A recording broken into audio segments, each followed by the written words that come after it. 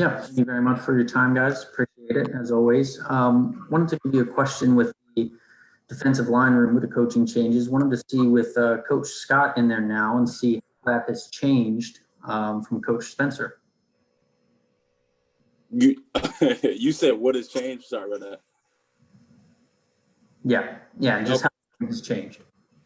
Oh yeah, definitely. You know, Coach Spencer, he had been at Penn State for a very long time. You know, the guys, we gelled with him. You know, that was our guy. So when he left, it was definitely a change for us. You know, not having that voice we're so used to hearing in the room. But definitely with Coach Scott, him being in the NFL, him being at Arkansas, South Carolina, and just having that experience on multiple levels. He brought in a new dynamic. You know, there were different techniques he's taught us that we haven't seen before, in just a new style. So we're seeing different things this year. Technique is very important. He's harped on that a lot. At practice we're constantly working that. So he's brought many things, and one is experience. So when he talks, we're definitely focused on what he's saying because he's been at that next level, and most of the guys in that room want to go to the place he was at. So definitely. All right, let's go to Nate Bauer. Hey PJ, how you doing, man? Good. How you doing? Good. Hey, when we talked in the spring, you were at home. Right. Seemed like anxious to get back. Mm-hmm. How well do you feel like that time has been spent since you've been back on campus? Oh, it's been very well. When I arrived back on campus, I felt fresh. I was in great shape. I was strong. So I definitely took that time to better myself. I didn't take that time to relax or take a vacation or anything like that. I really wanted to continue progressing, even though we didn't have spring practice or weren't in the facility working out. I definitely had to make the commitment to myself to get better every day. I was just working with my dad who works me out back at home. And just really, it's all about competing with yourself at that point when you're not around your teammates. So it was very well spent. And now that I'm back on campus and we're back practicing, doing the whole thing, I feel as though, I spent that time doing what I needed to do. So when I returned, I felt great. All right, William Pegler. Hey, BJ, how's it going, man? Good. How you doing? Good, thank you. Good. So you're gonna be looked to as one of the leaders, one of the veterans on the defensive line. Sorry, this season. Mm-hmm. What are things you've been doing? Things that you can continue to do to help young guys that might be looking up to you? Absolutely. The biggest thing for me is always leading by example. I'm never going to tell somebody to do something that I'm not doing. So I always want to make sure that I'm doing the right things on and off the field. But for me personally, I feel like I can be more vocal. And that's something I got to continue improving on. I talk a lot, so that shouldn't be a problem. But I think being a vocal leader is something completely different. You have to be there for everybody. You have to voice what you want them to do. So I just got to continue doing that, but also continue to lead by example, because that's how guys will follow you. And when you're vocal, they'll know what you're saying is true because you're actually doing it. Nate Bauer. PJ, does Antonio have that element, that vocal leadership? And if so, I mean, I guess how much do you kind of look to him, as an example for how you can emulate that? Absolutely. Antonio has been, he's definitely a vocal guy in that room. You can hear tone from miles away. I think you guys see it when in the pregame when we have been doing our circle. He's getting us fired up and ready to play. So, he's definitely been, a guy I look to when it comes to emotional and vocal standpoint of the game. Just he's always energized, always juiced up and trying to get guys going. So, that's something definitely I look to do as well. Brett? Got the classic media day question for you. You get to see all these guys in practice all the time and stuff. So just the succinct question for you is, who do you expect to kind of have that breakout year? It could either be on your side of the ball or the guys you're up against, but who in your mind is kind of primed for a breakout? A breakout, Des Holmes. Des Holmes on the offensive side of the ball. I go up against Des every day. It's a battle in them trenches. When we go against each other, I know I got to be on my P's and Q's or I'm not going to win. And, I think he knows the same thing. So we've been battling out there in practice. Now that we got the pads on, we're definitely, we turned it up a notch as well. But, I think Des has the potential to be the best guard from America. Des got the length, the strength, the size, and he has the right mindset to do it. So, I think Des has worked this behind off since he's arrived on campus, and I think it's going to pay dividends for him this season. So I would say Des, but I also think there are a lot of guys who are working hard, and that's the most exciting part about this team this year. All right, let's go back to Nate. PJ, just kind of piggybacking on that a little bit, and this can be open-ended, but whether they're ready for a breakout or not, is there anybody that's like dramatically different from the guy that you last saw in winter workouts to when they came back in the summer? Like, did anybody change big time that you saw? Yeah, not off the top of my head, I can't say anybody has dramatically changed. But that's a good thing, because if you dramatically, change, you weren't starting at a great point. But I think guys have taken the proper steps, and there are a lot of guys on both sides of the ball who have taken them steps to better themselves, and everybody. When you go out there, you just see everybody's just putting the work in, whether it be before practice or after practice. Everybody's getting work in and just doing all the little things, making the sacrifices, especially during the time like right now, to better themselves and be the best version of themselves compared to last season. So, I can't pinpoint one guy for you, but I can say the whole team as a whole is putting in the work to be the best version of themselves for this team this year.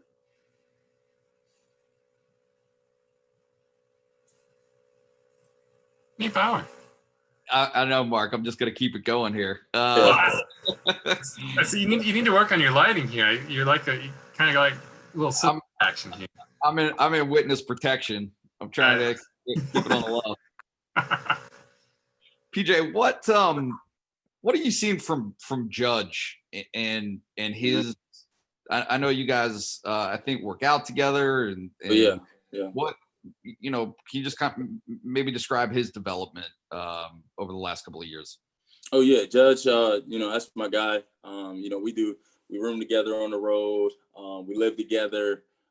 We do a lot of things together. So, I definitely got a lot of love for Judge, but Judge comes into work every day and he puts his head down and he just works. He's not doing anything else. He's not interested in anything else, but just getting better on the football field. So, Judge is continuing to progress. I'm expecting big things for him. I know he's expecting even bigger things for himself. So, Judge comes into work every day and, that really kind of motivates me because I'm like, if I'm having a down day or if I'm, tired, I see Judge just giving his all in every rep during every drill. So, Judge is putting his head down for these past couple years. And like Days, I expect Judge to have a big year for us. And, we need him to inside. So, Judge is a workhorse and that's really all I got to say about it. Yeah. If you could just expand on that, talking about needing him, how important is the depth, the twos and even maybe the threes, 5 and 6? At defensive tackle for you guys. Oh yeah, depth is very important because when you're in the fourth quarter and those O-linemen have been in the game, and been taking all them snaps, having fresh legs come on the field is very important. You don't want to have to take every rep because if you're taking every rep, then you're not at your best. So the guys who are coming in for you, whether that be Judge, whether it be Fred, or whether it be whoever it is, you want them to be ready. You want them to be prepared. You want them to continue doing what you've been doing in the game so that you give your best, you have your best chance to win. So, depth is very important like I said, throughout the game for guys to just come on the field, be fresh, and be able to dominate.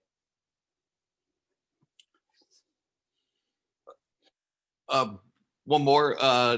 Judge was talking about Hakeem Beamon and how he's kind of come along. Can you maybe discuss his development? Oh yeah, he definitely looks real good. You know, Beeman, he can move. He has violent hands, and you know, I definitely talked to him before practice, like asking him what he's seeing, what he's doing, just to help myself. You know, I think he has a unique skill set with a combination of strength, power, quickness, and speed to really help us this year. You know, I definitely think he's progressed as well. Another guy who has really taken that next step. So you know, I'm hoping he has a big year as well, and I know he can, and I know he's going to put his mind to it. But yeah, definitely, I think he's done a really good job thus far in camp, and I know he's going to continue to do so. Does anything change for you guys based on the,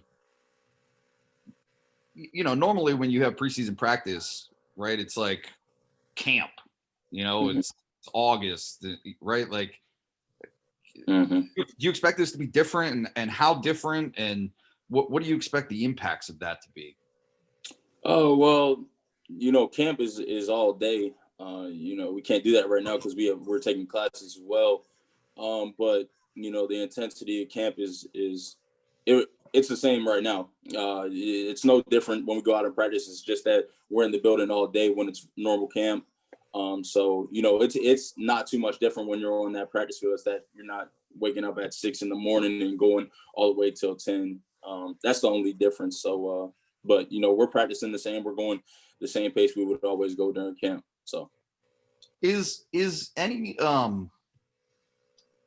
I talked to Mike Mennett in the spring about like online classes and how you know what the difference was there. Like, does that free up your schedule at all? Like, how do you feel like that has? What's the impact of that been taking online courses? Well, I mean, it doesn't free up your schedule because you still got the same time slot. You know, but what it does is you don't have to walk to class. Right. I mean, that kind of makes a little bit of difference because you get to wake up, roll over, and turn on the Zoom. So, but nah, it doesn't free up your schedule at all because you still got to attend class. And like I said, it's the same time. So, it doesn't make too much of a difference. But you know, definitely when I wake up, I ain't got to make that long walk to class. So that's kind of nice. Gotcha. I asked Pry about your sack numbers, just as a defensive line and as a defense as a whole, and he kind of he made it obvious, you know, how much of a pride thing that is for you guys to keep those numbers going. You know, what's your sense on that? Like, how do you guys take that as a defensive line and keeping that plus 40? Obviously, with, you know, less games this year, it might not be the same number, but you know, what's your approach to that? Yeah, we take great pride in that. We take great pride in making the quarterback uncomfortable, and you know, definitely wanting to get to him. If we can get to the quarterback at a high rate, then that makes everybody else's job on the defense easier, and that gives us the best chance to win. So you know, we not just the number, but game in and game out, we want to get to the quarterback. We want to make him uncomfortable, and you know, that's going to help us win ball games because you know, teams love to throw the ball these days. So you know, we gotta definitely get home. And so, you know, whether it be 40, 50 or 100, you know, we definitely want the number to be high. So we're going to continue getting the quarterback, and we're going to continue working to get to the quarterback and practicing our film study and all that. So when game day happens, we're continuing those numbers. Since it's just you and me here, well, Dusty's here. Can you maybe give a scouting report or an assessment of the early enrollee guys from January, and then Keziah coming in this summer? Yeah. You know, Keziah definitely he definitely looked good. You know, he had a great practice yesterday. He was doing a lot of great things with his hands. You can tell he really knows the game from a technique aspect. He's definitely going to do a great job here throughout his time. So, you know, Keziah is definitely doing what he needs to do on the field. But for the early enrollee guys, it was definitely difficult because we didn't have spring ball. With the whole pandemic, we had to go home. So they're progressing. As they get more reps during this camp period, they're going to continue to make strides. And they're like I said, they're all putting their head down, they're working. I see a lot of the young guys staying to practice and doing what they need to do. So that's definitely good when you have young guys working hard as well. So they're doing good, but they're going to continue to improve and do a much better job as the camp continues. All right, well, we'll stitch it up and we'll go to Dustin. Hey, PJ. I was just curious your thoughts on just the overall depth and talent level. You got a lot of young guys, a lot of good, talented, big bodies. Just the Right. depth in that room now versus maybe even just a couple of years ago, and where it's gone. Yeah, I definitely think the standard in our room has been raised tremendous amount. When you have guys across the board who can play at a high level, then that makes the competition in the room that much better, and then that makes the product on game day even better than that. So we do have depth. We have a lot of guys who can get the job done. So we're going to keep going out to practice, and we're going to keep working what we need to work, and guys are going to continue competing. And I think on Saturdays it'll show who we have and what they're capable of doing. PJ, one more on those freshman guys, and maybe not specifically to them, but if you can reflect on your time. Obviously, you played right away, but was the mental or the physical side the more challenging aspect to kind of pick up right away? Right, I would definitely say more the mental, because in high school you could just go straight, you could just run through people, you can make a jab step inside and go outside, they would fall for it. So I definitely the mental part, because you had to learn the playbook, not only on the field but off the field. You it was your first time living by yourself, well, for most guys. So just doing all the little things right in order to be successful on the field, that was something I had to learn. It's not only about what you're doing during practice or during the games that helps you become successful. It's what you're doing off the field, and everything. Like I said, studying the playbook. So definitely for me personally, my freshman year definitely mentally was more challenging than on the field. Dustin? I have some of the other guys this too. I was curious your thoughts on having Shaka and Jason on the outside and that level of speed, which few other defensive end tandems have in the country. What does that do for you as the big guys inside, or what responsibility do you feel to kind of help them unleash that? How does that speed factor into the whole D-line mix there? Oh, absolutely. We're definitely going to play off of each other. Jason and Shaka being able to get to the quarterback at a high rate and what they can do with their speed is definitely going to help the guys inside, because the quarterback's going to want to step up, and vice versa. We have a responsibility to get to the quarterback as well, even inside. So if we can get to him, or if we can make him scramble out of the pocket and then get to Jason and Shaka, then that's the best thing for us. So like I said, we're just going to play off of each other. Those two are elite ends, some of the best in the country. And they're going to have great years this year. So like I said, inside, outside, or outside and inside, we're just going to play off of each other and keep going. All right, let's go to Kent. Hey, PJ, football teams are obviously little communities, but I mean, you guys also are on a college campus with a lot of other people, all of whom may or may not be dangerous. What are some things? I mean, I understand there's I couldn't tell if it was spoken or unspoken agreement that sacrifices have to be made if you guys win the conference, or something even bigger that would obviously justify that. But what are some of the, I guess, social sacrifices that you have made or been willing to make in the name of having a season and not having an interruption?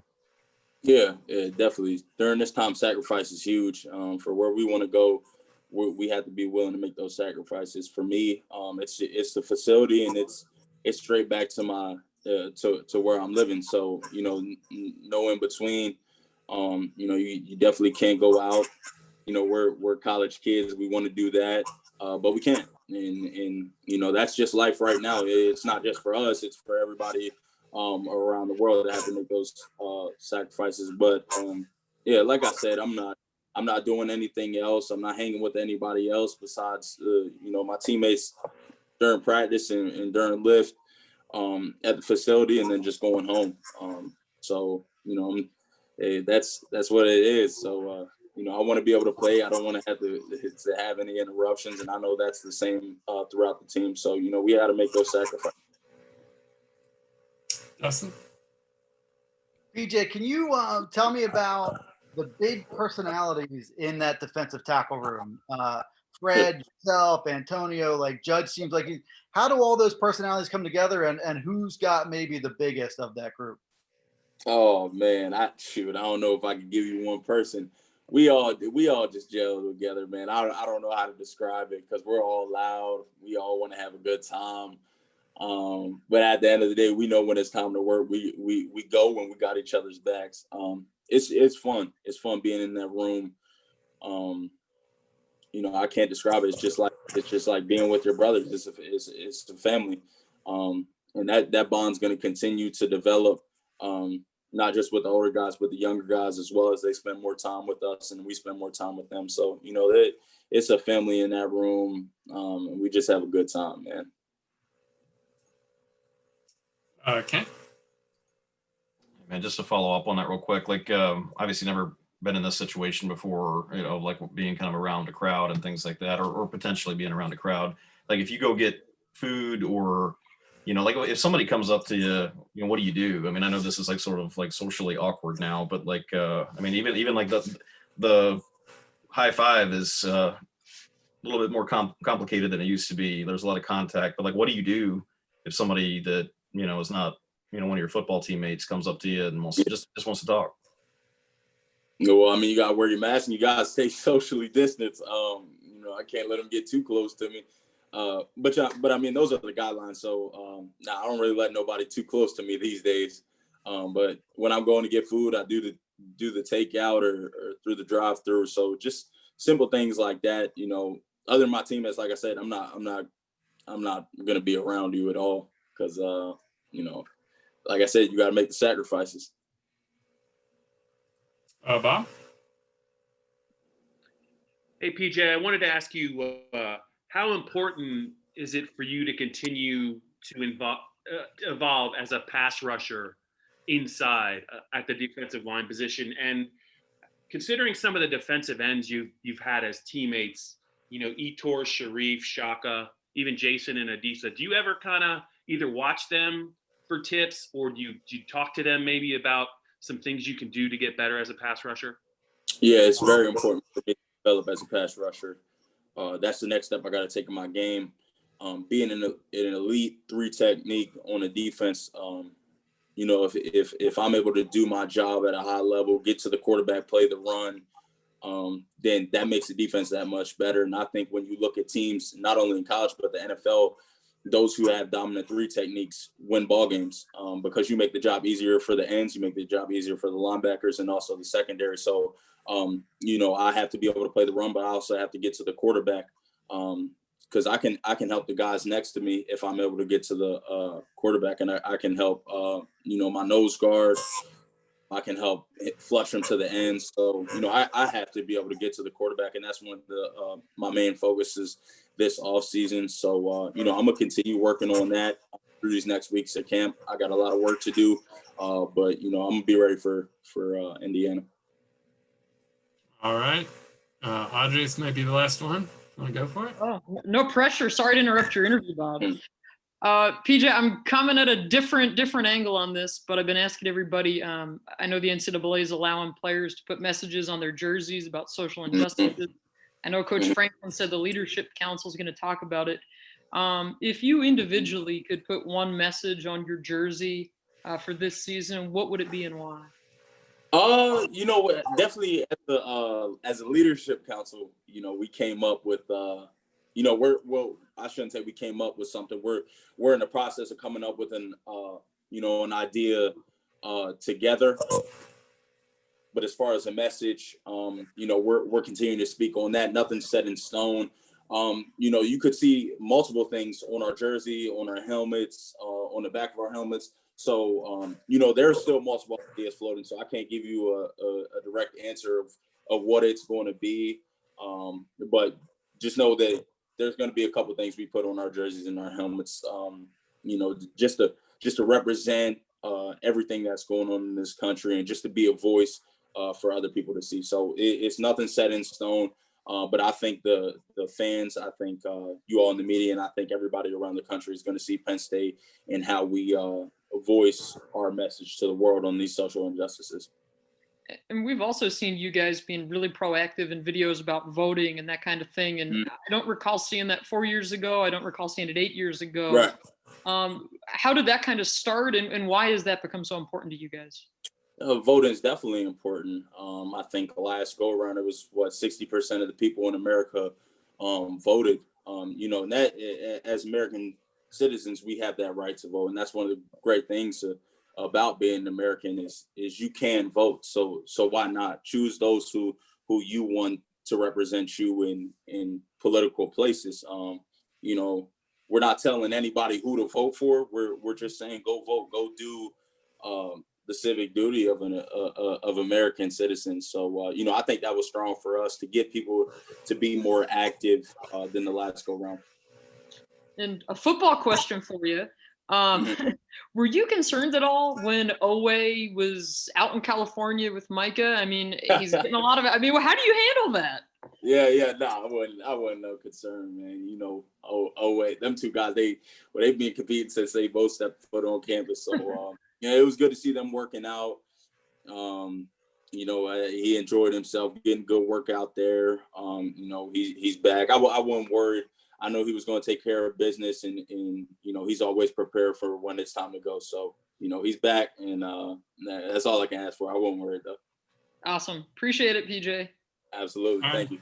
Thanks. Thanks, everyone. Thanks, PJ.